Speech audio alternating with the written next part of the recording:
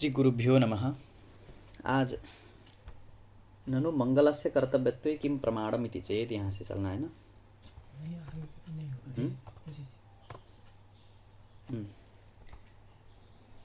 कल कहाँ तक हुआ था कि हम लोग अन्वय व्यभिचार व्यतिरेक व्यभिचार क्या है ना, और अन्वय सहचार व्यतिरेक सहचार किसको कहते हैं, तो ये सब पढ़े थे।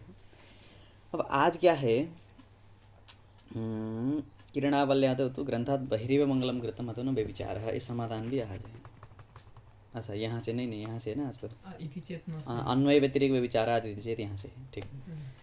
अब देखिए कल तक पूर्व पक्ष हुआ कि व्यभिचार दिखा दिए, मंगलाचरण है कहाँ, कादम्बरी में, लेकिन समाप्ति नहीं है, और मंगलाचरण नहीं है कहाँ, किरणावली में, लेकिन समाप्ति है।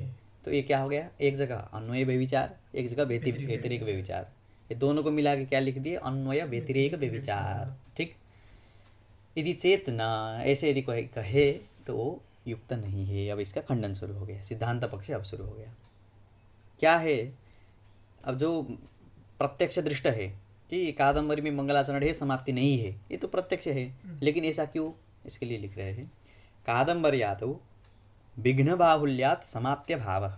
देखिए एक सामान्य दृष्टांत, लौकिक दृष्टांत, कोई बोले कि भोजन तृप्ति के प्रति कारण है, भोजन का कार्य क्या है, तृप्ति, भोजन करने से तृप्ति होती है, लेकिन किसी को एक चम्मच भोजन दे दिया जाए, ठीक है, उसी में जैसे कि सब दाल चावल सब मिला के एक चम्मच किसी को दिया जाए, वो भोजन है या नहीं, भोजन तो है ही ना।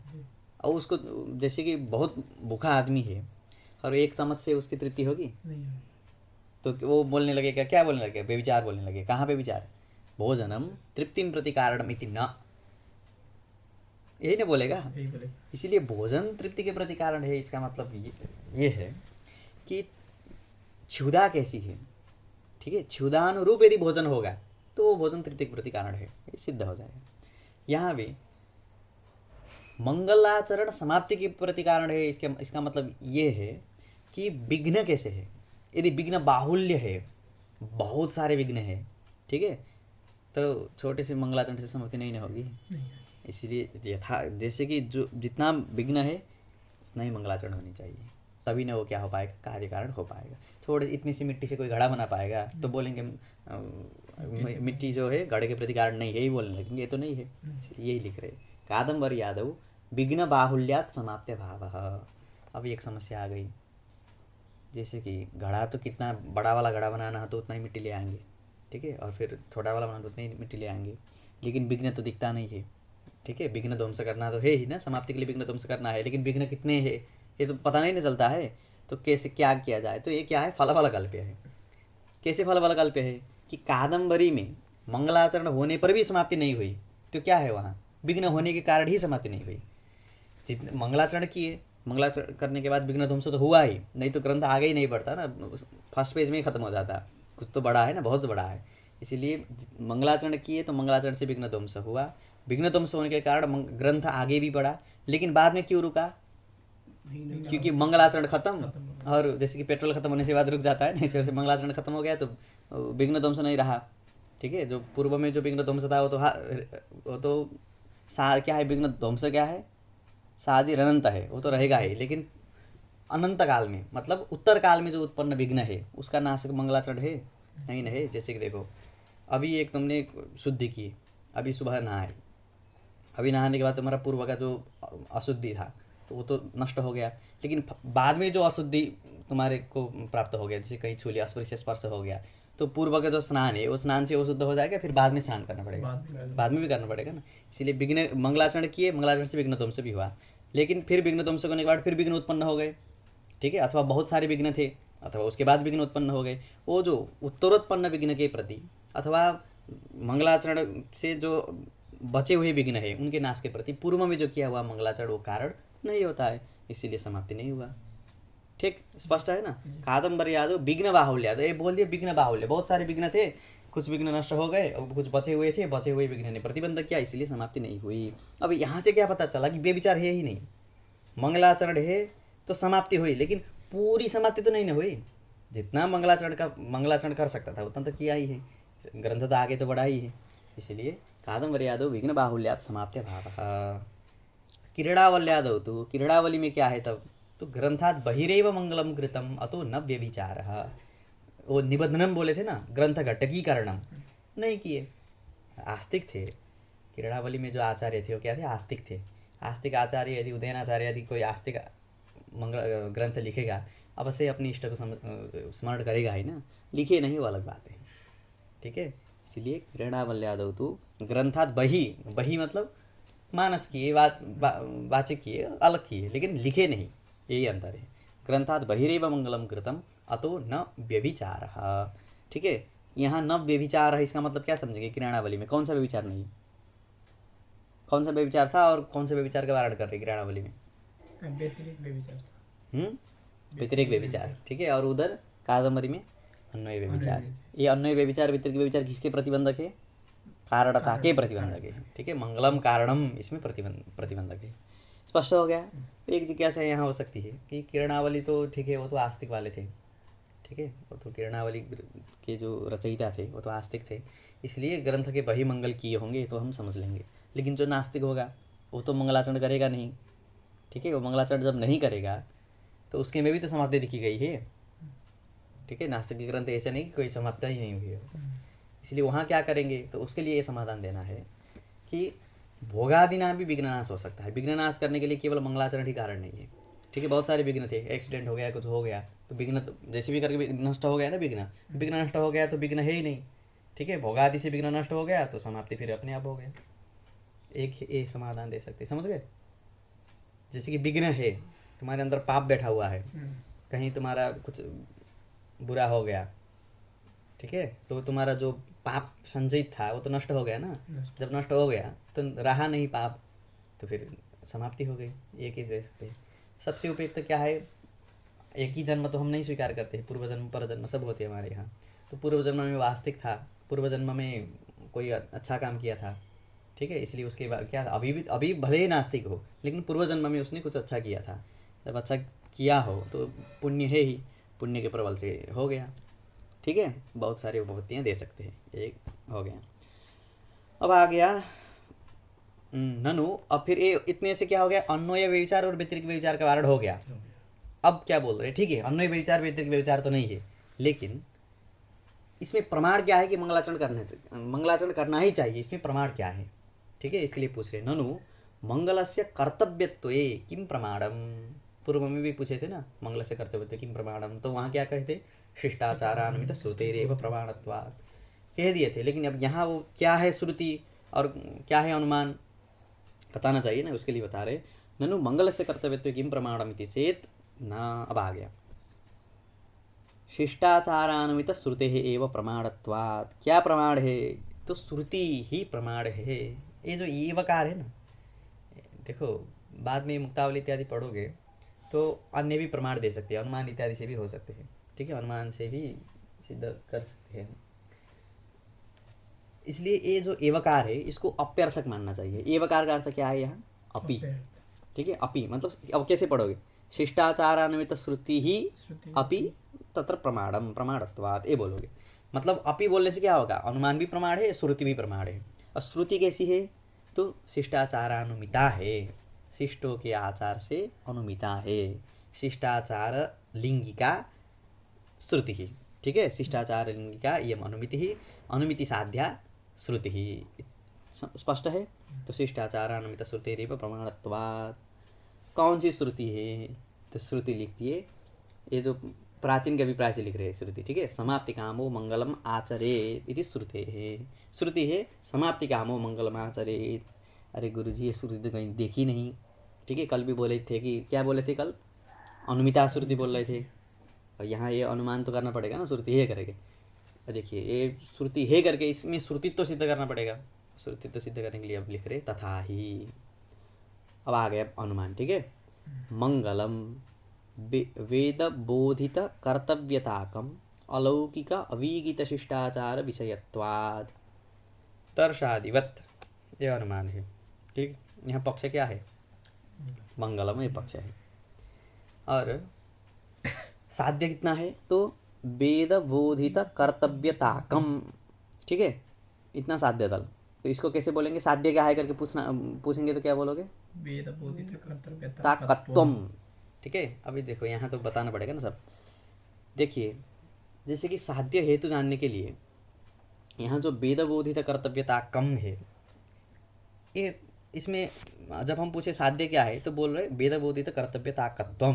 तो ये कैसे? तो इसके लिए हम बता रहे हैं, कहीं भी एक सामान्य फकीका है, वो फकीका समझेंगे तो स्पष्ट हो जाएगा।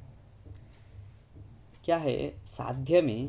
यदि वान मान युक्त है साध्य, जैसे कि पर्वतो वन्यमान, ठीक है, पर्वतो वन्यमान, ये सब हो गया सदनमिति। और कोई बोले अयोगोलकम धूमवत, जो भी बोले, ठीक है। तो यहाँ वन्यमान जो ये दिखाई दे रहा है, इसको क्या करना है? तो मान को छोड़ के जो बचेगा उसी को साध्य मानना है। यदि कहीं वान मान लगा है, ठीक है, वान मान लगा है, तो वान मान को छोड़कर जो बचेगा वही साध्य है। तो पर्वतो वन्यमान धुमात, यहाँ साध्य क्या है? तो वान मान को छोड़कर, वन्यमान में वान को छोड़ देंगे तो क्या बचेगा? वन्नी, तो वन्नी साध्य है। और देखिए, अब ये तो एक नियम हो गया। अब यहाँ देखेंगे यही नियम से, तो वेद बोधित कर्तव्य ताकम, यहाँ तो वान मान है ही नहीं, तो यहाँ क्या करें? तो इसके लिए बताए, जहाँ वान मान नहीं है वहाँ क्या लगाना है? तो लगाना है, ठीक है। तो यहाँ तो वान मान है नहीं, तो वेद बोधित कर्तव्य ताकम की जगह क्या बोलेंगे अब हम? वेद बोधित कर्तव्य ताकत्वम, ठीक है। क्या है फकीका? वान मान वर्जिया साध्य आन गर्जिया, यदि न था के वान मान तो लगाया साध्य जान, ठीक है। वान मान वर्जिया, उसको वर्जन हटा के साध्यान, यही साध्य है ये करके गर्जना करना है, केवल बताना नहीं, ये मंद स्वर से गर्जना करना है, ठीक है। साध्यान गर्जिया। और यदि न था के, यदि वान मान है ही नहीं तो क्या करे? तो लगाया साध्य जान, तो लगा के साध्य को जानना चाहिए। तो यहाँ साध्य हो गया वेद बोधित कर्तव्य ताकत्वम। और हेतु क्या है? तो अलौकिक अभिगीत शिष्टाचार विषयत्वाद, इतना दिखाई दे रहा है ना। हाँ, तो इसको अब हेतु, जैसे कि प्रतिज्ञा हेतु इत्यादि का हेतु तो विषयत्वाद पंचम्यंत ही है, लेकिन हम जैसे कि हेतु क्या है, हेतु पदार्थ क्या है यदि पूछेंगे तो अलौकिक अभिगीत शिष्टाचार विषयत्व, ठीक है। ये जो आत आया है पंचमी वाला, इसको छोड़कर हम हेतु बोलेंगे, तो हेतु हो गया अलौकिक अभिगीत शिष्टाचार विषयत्व हेतु, स्पष्ट। और दृष्टांत क्या है? तो दर्शादिवत, जैसे कि अब देखिए अनुमान का प्रयोग कैसे करते हैं लोग। किसी ने महानस में वन्य और धूम का साहचर्य देखा था, ठीक है, महानस में अपने घर में, कि वन्य भी है धुआं भी है, धुआं भी है वन्य भी है, ऐसे देखा था। और कहीं हीटर इत्यादि में वन्य है लेकिन धूम नहीं है, ऐसा भी देखा है। तो वो कहीं जंगल में घूमने जाएगा तो दूर में कहीं धुआं दिखाई दे रहा है, ठीक है, पर्वत से धुआं निकल रहा है, तो वो फट से समझेगा अयम पर्वतः वन्यमान, ये पर्वत बनने वाला है। क्यों? क्योंकि धुआं दिखाई दे रहा है, ठीक है। तो क्या बोलेगा उसको? भले ही मन में कल्पना करे, लेकिन शब्द में बोलना हो तो पर्वत, अयम पर्वतः वन्यमान धूमात, और समझेगा क्यों, कहाँ से आ गया है? क्योंकि महानस में भी हमेशा ही देखे थे, महानसवत यथा महानसम धूमवत और वन्यमच्च तथैव पर्वतोपि धूमवान अतः वन्यमान, ऐसे अनुमान करेगा। ये अनुमान आकार है। यहाँ भी यही बताना है कि मंगल जो है वेद बोधित कर्तव्यताकत्व वाला है। क्यों? क्योंकि अभिगत शिष्टाचार विषयत्व मंगल में है, इसलिए, ठीक है। यतः अलौकिक अभिगत शिष्टाचार विषयत्व मंगले अस्ति, अतः वेद बोधित कर्तव्यताकत्वमपि मंगले सिद्ध्यति, ठीक है। तो कहाँ देखे ऐसा? तो दर्शादिवत, दर्शादि में देखे। जैसे कि दर्श पौर्णमासी याग होता है, अमावस्या और उसको पूर्णिमा को करने वाले, इस प्रकार से जैसे कि दर्शादि याग है उसमें अब घटाना है, ठीक। अब इसको देखिए, सबसे पहले दर्श में घटाएंगे, दृष्टांत में देखेंगे, तो दृष्टांत में आने के बाद फिर पक्ष में आएंगे। दर्श मतलब याग विशेष। ये जो दर्श याग है इसमें क्या है? तो हेतु है यानी सबसे पहले देखना है हेतु क्या है? अलौकिक अभिगत शिष्टाचार विषयत्वम, ठीक। अब यहाँ जैसे कि एक जिज्ञासा ये हो सकती है कि अलौकिक मतलब क्या, ठीक है। जैसे देखो, आप बड़े अलौकिक महापुरुष हो, यदि कोई बोलेगा लोक में जो विद्यमान पुरुष है उसी को ना अलौकिक बोलेगा, लोक में जो विद्यमान है उसको अलौकिक बोल सकते हैं, लोकांतर में विद्यमान हो उसी को ना अलौकिक बोलेंगे। लेकिन हमारा प्रयोग क्या करते हैं? ये तो अलौकिक है, यही ना बोलते हैं, लोक में विद्यमान वस्तु को अलौकिक बोलते हैं। तो इसका अभिप्राय क्या है? और वो तो जो बोले उसका कोई मतलब नहीं, लेकिन जो शास्त्र में जो अलौकिक कहा है, ये अलौकिक का अभिप्राय क्या है ये समझना पड़ेगा, ठीक है।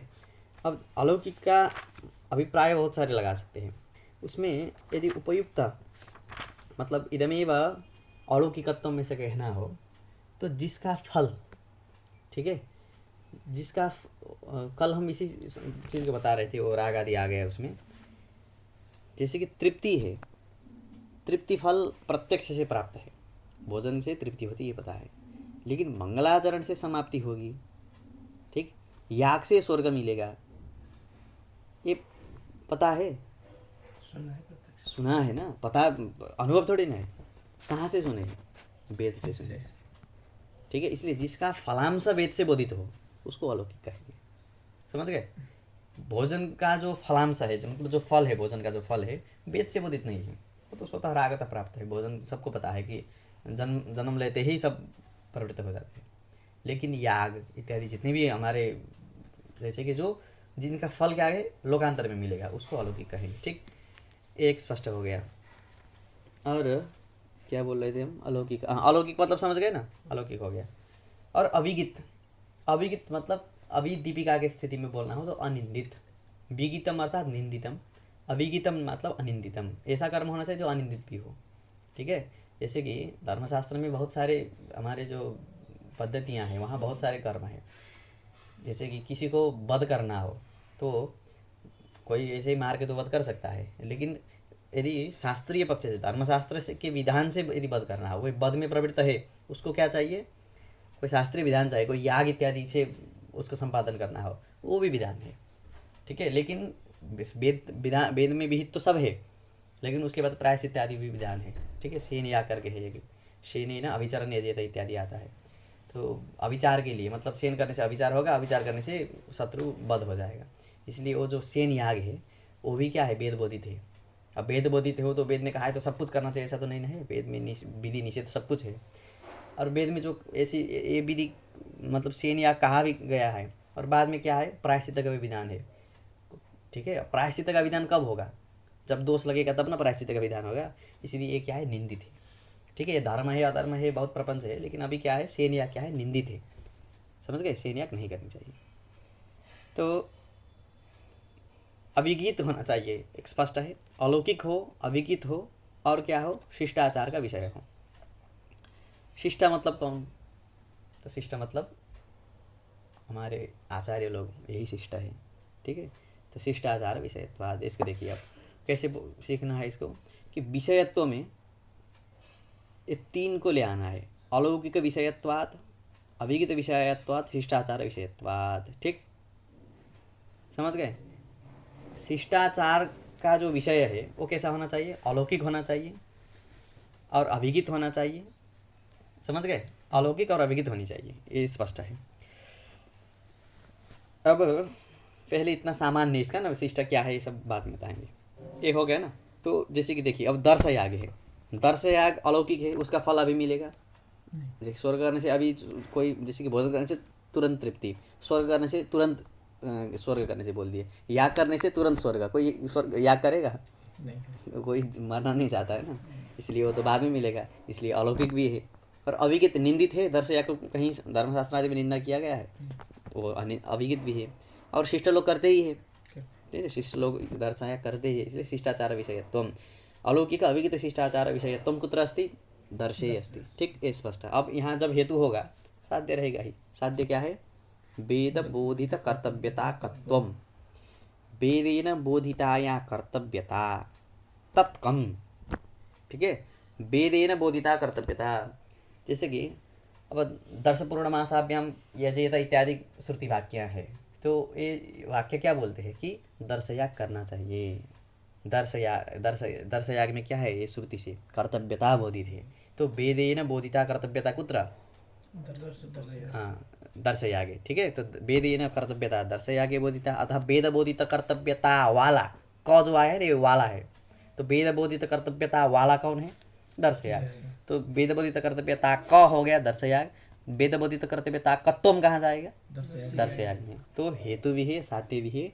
तो ये एक दृष्टांत में पहले हम देख लिए। अब कहाँ देखेंगे? मंगल में देखेंगे, ठीक है। अब मंगल में भी यही होनी चाहिए। तो मंगल में कहाँ गया? अलौकिक अविगित शिष्टाचार विषय है या नहीं। देखिए अलौकिक जो है विघ्न ध्वंस फल प्रत्यक्ष गम्य नहीं है, ठीक है। यदि वेद बोधित है तभी जान पाएंगे। इसीलिए अलौकिक और अविगित मंगलाचरण करने को कहीं निंदित कहा गया है, मंगलाचरण नहीं करना चाहिए, ऐसा कहीं निषेध नहीं है। इसीलिए अलौकिक है, वो अविगित है और शिष्ट लोग करते ही है, हमारे जैसे कि अन्ना मट्टकी ऐसे शिष्ट लोग करते ही है। तो शिष्टाचार विषय तमपि कुत्र अस्ति मंगले अस्ति चेत् साध्यमपि तत्र अवश्यम भविष्यति। क्या है साध्य? वेदबोधित कर्तव्यताकत्वम, वेदबोधित कर्तव्यताकत्वम अभी तत्र अस्ति। ठीक, ये स्पष्ट हो गया। जब वेदबोधित कर्तव्यताकत्व है उसमें, ये हेतु रहने से, तो हमको तो वेद में ही ना संदेह है कि वेद है या नहीं। समाप्ति कामो मंगलम आचरते जो श्रुति है ये है नहीं, यही संदेह है। अब यहाँ क्या सिद्ध हो गया? वेद बोधित कर्तव्यताकत्व सिद्ध हो गया। अब वेद, जब तक वेद सिद्ध नहीं होगा, ठीक है, वेद सिद्ध नहीं होगा मतलब मंगलम कर्तव्यम ऐसा जो वेद है, ऐसी जो श्रुति वाक्य है, यदि सिद्ध नहीं होगा, श्रुति वाक्य जब तक सिद्ध नहीं होगा तब तक ये साध्य सिद्ध हो पाएगा? नहीं हो पाएगा।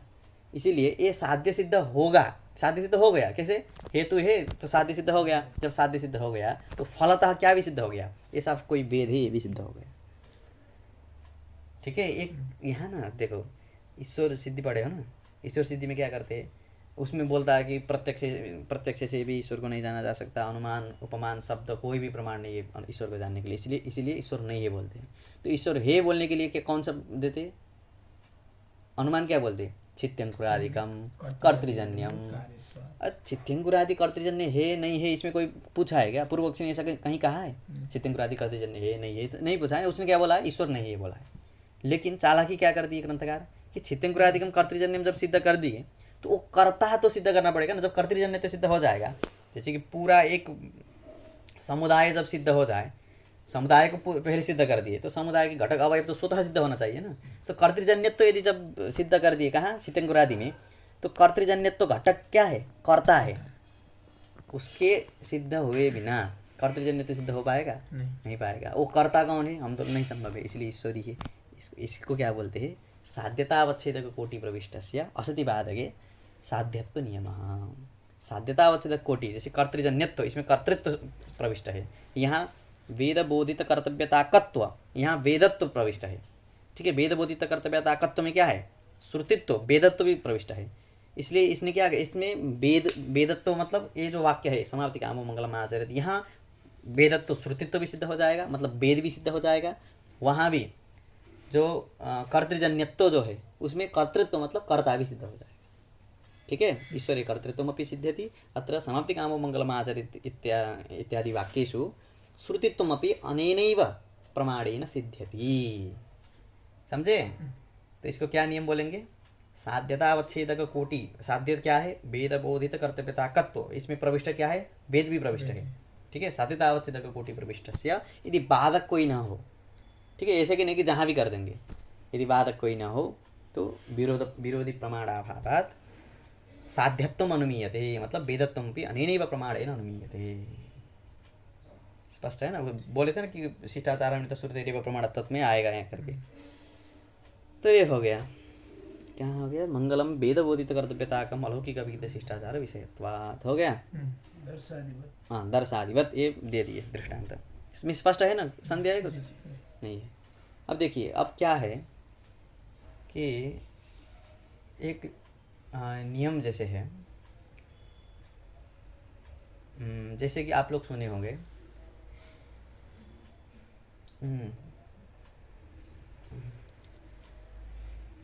जो हेतु हम बनाते हैं ना, वो हेतु में उतने ही पद प्रविष्ट होनी चाहिए। ठीक है, हेतु दल यहाँ जो लिखा है शिष्टाचार विषयत्वात्, यहाँ उतने ही दल प्रविष्ट होनी चाहिए जो सार्थक हो। ठीक है, तो इसको क्या बोलेंगे? जैसे कि लक्षण घटक विशेषण जो होते हैं, ठीक है, लक्षण में जो विशेषण देना हो तो लक्षण घटक विशेषणानाम अव्याप्त्यादि दोषवारकत्वेन सार्थक्यम। यदि लक्षण घटक विशेषण जो हो, जैसे कि पर्वतो वन्यमान है ना, नील धूमात, कोई कहेगा धूम नीली होता है, उसमें कहने की क्या जरूरत है? तो नील धूम जो क्या है, नील जो व्यर्थ है, धूमात कहने से काम चल रहा है, तो नील धूमात नहीं कहेंगे ना। इसी प्रकार से कोई बोलेगा कि जैसे कि कोई लक्षण करना हो, ठीक है, कोई लक्षण जैसे कि गाय का इत्यादि किसी का लक्षण करना हो, एक क्या गाय का लक्षण क्या करते हैं हम लोग? शासनाधिमत्वम करते हैं, ठीक है। और उसमें हम कहते हैं पशुत्व सती इत्यादि सब जरूरत नहीं ना जोड़ने की, जोड़ेंगे तो क्या होगा है अव्याप्ति आदि। कोई पशुत्व सती ऐसे जोड़ने से, पशुत्व यदि विशेषण देने से कोई अतिव्याप्ति अव्याप्ति का वारक हो रहा है, पशुत्व विशेषण नहीं हो रहा है। इसीलिए अव्याप्त्यादि मतलब अव्याप्ति अतिव्याप्ति असंभव, ये जो तीन दोष के यदि वारक है कोई विशेषण, तभी उसको क्या कहाँ दिया जाता है? लक्षण में दिया जाता है। लक्षण घटक विशेषणानाम अव्याप्त्यादि दोष वारकत्वेन सार्थक्यम हो गया। अब हेतु में जो विशेषण है, ठीक है, और यहाँ हेतु क्या है? अलौकिक अभिगित शिष्टाचार विषय। तो यहाँ तो बहुत सारे हैं ना, अलौकिकत्व अभिगितत्व शिष्टाचार विषयत्व बहुत सारे हैं। तो शिष्टाचार विषयत्व में अलौकिकत्व क्यों दिए, अभिगितत्व क्यों दिए, अथवा आचार विषयत्व में शिष्ट क्यों दिए, बहुत सारे हो सकते हैं, ठीक है। अथवा विषय में आचार विषय क्यों कहे, दिनकरी में आएगा ये सब, अभी जितना पदकृत्य दिए उतना ही देखेंगे। तो इसके लिए बोलेंगे हेतु घटक विशेषणानाम व्यभिचारादि दोषवारकत्वेन सार्थक्यम हो गया। हेतु घटक विशेषणानाम व्यभिचारादि दोषवारकत्वेन सार्थक्यम। यदि हेतु घटक विशेषण कोई हो, तो यदि व्यभिचार के वारक है, ठीक है, कोई व्यभिचार मतलब जो हेत्वाभास है ना, व्यभिचार इत्यादि, वो उनके वारक है तभी वो सार्थक है, नहीं तो नहीं है। इसलिए अब क्या करेंगे, हम पदकृत्य करेंगे, ठीक है। अब कोई बोलेगा कि अब सबसे पहले कहाँ से आ गया, भोजन आदो व्यभिचार वारणाय अलौकिकेति। अब कोई बोल रहे हैं अलौकिक क्यों कह रहे हो, अभिगित शिष्टाचार विषयत्वम इत्येवस्तु, ठीक है। अलौकिक नहीं, अभिगित शिष्टाचार विषयत्वम। देखो अभिगित शिष्टाचार विषयत्वम मंगल में है या नहीं? अभिगित भी है, शिष्टाचार का विषय भी है, तो अभिगित शिष्टाचार विषयत्वम मंगले अस्ति, और वेदबोधित कर्तव्य ताकत्वम भी अस्ति। तो इतने जो अलौकिक नहीं कहने पर भी सिद्ध हो रहा है, तो फिर अभिगितम पदम फिर अलौकिकम पदम व्यर्थम, ठीक। तो बोल रहे व्यर्थ नहीं है, क्या है ये? व्यभिचार का वारक है, ठीक है। व्यभिचार वारक सार्थक बोल रहे थे ना, ये व्यभिचार का वारक है। कौन सा, क्या, कहाँ व्यभिचार हो रहा है? तो भोजन को लेकर व्यभिचार हो रहा है। देखिए अभिगीत शिष्टाचार विषयत्वम भोजने अपि अस्ति। भोजन निंदित है, भोजन नहीं करना चाहिए, कोई बोलता है क्या? नहीं बोलता है, अभिगित है, और शिष्ट लोग करते ही तो है, सब लोग खाते हैं। तो अभिगित शिष्टाचार विषयत्वम कुत्र अस्ति? भोजने अस्ति। तत्र वेदबोधित कर्तव्यता नास्ति। भोजनम कर्तव्यम कहीं नहीं कहा है वेद में, क्यों? जो रागतः प्राप्त होते हैं ना, स्वतः प्राप्त है भोजन करना चाहिए, इसको वेद नहीं कहते, समझ गए? इसीलिए भोजन में व्यभिचार हो गया। तत्र हेतु अस्ति परंतु साध्यम नास्ति, अतः व्यभिचारः। समझ गए? व्यभिचार मतलब फिर यहाँ व्यभिचार ही बताना पड़ेगा ना। व्यभिचार मतलब समझते हैं ना, जैसे कि जहाँ जहाँ हेतु हो वहाँ वहाँ साध्य को होना चाहिए, जहाँ हेतु न हो वहाँ साध्य को नहीं हो रहना चाहिए। अरे उल्टा बोल दिए, सुनो, जहाँ जहाँ हेतु हो वहाँ वहाँ साध्य को होना चाहिए, ठीक है। यत्र यत्र हेतु हो तत्र तत्र साध्यम। साध्य भले ही अधिक जगह रह सकता हो, हेतु को छोड़कर भी साध्य रहेगा, लेकिन जो हेतु है वो साध्य को छोड़कर नहीं रहेगा, ठीक है। हेतु रहेगा तो साध्य होना ही चाहिए। कहीं हेतु है, जैसे कि पर्वतो वन्यमान धुमात बोल दिए, ठीक है। पर्वतो वन्यमान धुमात बोलने पर यत्र यत्र धूमः तत्र तत्र वह्निः अस्ति अस्ति, लेकिन उल्टा कर दिए। पर्वतो जैसे कि हीटर धूमवत बन्नी है कर दिए। हीटर क्या है? धुआं वाला है, क्यों? बन्नी होने के कारण। ऐसा हो सकता है कभी? बन्नी कुत्र अस्ति, हीटर ही अस्ति, परंतु तत्र धूमः नास्ति, हेतु अस्ति साध्यम नास्ति। यही व्यभिचार, कोई अधिक नहीं, बाद में आएगा हेत्वाभास में। अभी क्या? हेतु अस्ति साध्यम नास्ति चेत् व्यभिचारः। स्पष्ट, इतना ही। तो हेतु अत्र कुत्र अस्ति? भोजनादौ अस्ति, ठीक है, परंतु तत्र साध्यम नास्ति इति व्यभिचारः। इसलिए व्यभिचार वारण करने के लिए अलौकिक, और जो अलौकिक जो भोजन का फल है वो अलौकिक है तो लौकिक है, तृतीय तो लौकिक है, इसलिए ये भी हो गया, ठीक है। भोजन आदौ व्यभिचार वारणाय अलौकिकेति। अब रात्रि श्राद्धादौ व्यभिचार वारणाय अभिगितेति। अब अभिगित क्यों कहे? तो अलौकिक शिष्टाचार विषयत्वम इत्येवस्तु। समझ गए? अलौकिक शिष्टाचार विषयत्वम, जैसे कि अलौकिक जो आया है ना, ये अलौकिक का यदि कोई वाक्यतः समझना हो तो उसको क्या बोल सकते हैं? वेदेतर प्रमाणा नवगत फलकत्वम। वेदेतर, वेद से इतर, ठीक है, वेदेतर जो प्रमाण है, वेदेतर प्रमाण अनवगत फलकत्वम, मतलब जिसका प्रमाण वेद से ही प्राप्त हो, याग में, जैसे कि याग में प्रमाण क्या है, वेदी है, मंगलाचरण में वेदी है, इसलिए ये अलौकिक है, समझ गए। लेकिन भोजन आदि वेदेतर जो अनुभव है ना, अनुभव मतलब प्रत्यक्ष प्रमाण से प्राप्त है, इसलिए वेदेतर प्रमाण अवगत फलकत्वमेव कुत्र अस्ति, भोजने अस्ति। परंतु मंगले स्वर्ग यागादौ वेदेतर प्रमाण अवगतत्वम् अस्ति नास्ति, अपितु वेदेतर प्रमाण अनवगत फलकत्वम् अस्ति। अतः क्या हो गया, अलौकिकत्वम। ठीक है, अलौकिक ये समझ लेना, वेदेतर प्रमाण अनवगत फलकत्वम, अनवगतम फलम यस्य तद अनवगत फलकम तत्कत्वम वेदेतर प्रमाण अनवगत फलकत्वम। ठीक है, वेद से इतर जो प्रमाण है उससे जिसका फल ज्ञात न हो, समझ गए, प्रत्यक्ष से स्वर्ग का फल ज्ञात नहीं हो सकता, इसलिए वो अलौकिक। हाँ, क्या बोल रहे थे हम, रात्रि श्राद्धादो वाला ना। ठीक, अब रात्रि अभिगित क्यों कहे, तो अभिगित क्यों कहे, तो रात्रि श्राद्धादो व्यभिचार वारणाय। रात्रि श्राद्ध समय क्या हुआ देखना, ज़्यादा लंबा नहीं करना,